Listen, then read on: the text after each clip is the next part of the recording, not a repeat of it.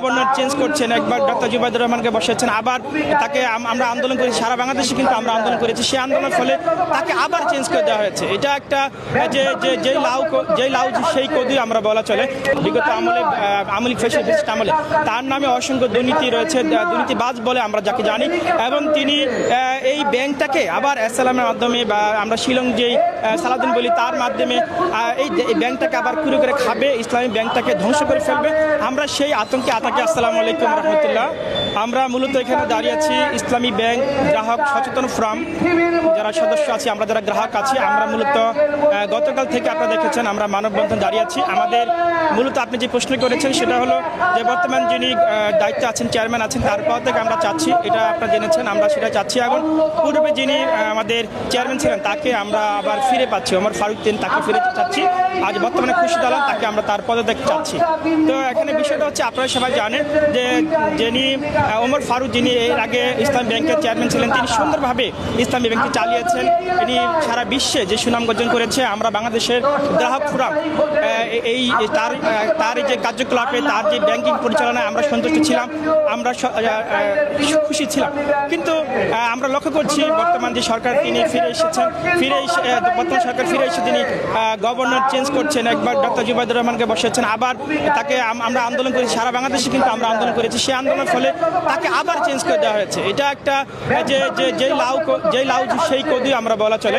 অর্থাৎ বর্তমান যাকে ইসলামী ব্যাংকের চেয়ারম্যান বানানো হয়েছে তিনি খুরশিদ আলম, তিনি কিন্তু বাংলাদেশ ব্যাংকের ডেপুটি গভর্নর ছিলেন বিগত আমলে ফ্যাসিস্ট আমলে। তার নামে অসংখ্য দুর্নীতি রয়েছে, দুর্নীতিবাজ বলে আমরা যাকে জানি, এবং তিনি এই ব্যাংকটাকে আবার এসএলএমের মাধ্যমে বা আমরা শিলং যেই সালাউদ্দিন বলি তার মাধ্যমে এই ব্যাংকটাকে আবার কুড়ে করে খাবে, ইসলামী ব্যাংকটাকে ধ্বংস করে ফেলবে। আমরা সেই আতঙ্কে আছি এবং তাকে আমরা অপসারণ চাচ্ছি। যার কারণে আমরা চাই ইসলামী ব্যাংক এদেশের মানুষের ব্যাংক, এদেশের 3 কোটি মানুষের ব্যাংক, এদেশের ইসলামিক প্রিয় মানুষ, আমরা সবাই ইসলামকে পছন্দ করি।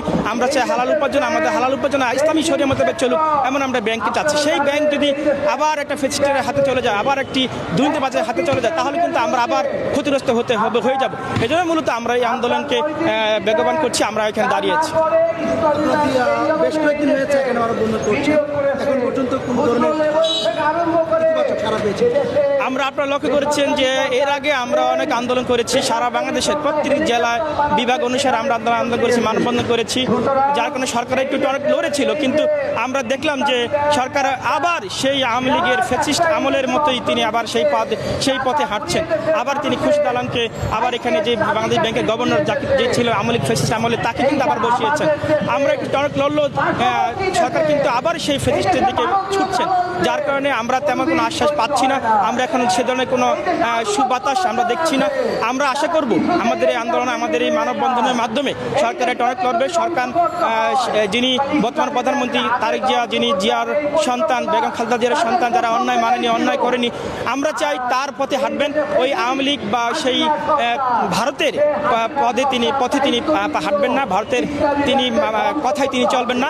আমরা চাই অতি দ্রুত এই যিনি বর্তমানে চেয়ারম্যান রয়েছেন খুরশিদ আলম, তাকে তিনি বরখাস্ত করে আমরা যেই গ্রাহকরা যাকে চাচ্ছি ওমর ফারুককে আবার পুনরায় তিনি সেখানে বহাল করবেন। ইসলামী ব্যাংকের মাধ্যমে দেশের উন্নয়ন হবে, দেশের অর্থনীতি উন্নয়ন হবে, সারা বিশ্ব ইসলামী ব্যাংকের মাধ্যমে লেনদেন করবে এবং আমাদের দেশটি এগিয়ে যাবে, আমার দেশটি সোনার দেশ হবে ইনশাল্লাহ। আমরা সে প্রত্যাশা করছি।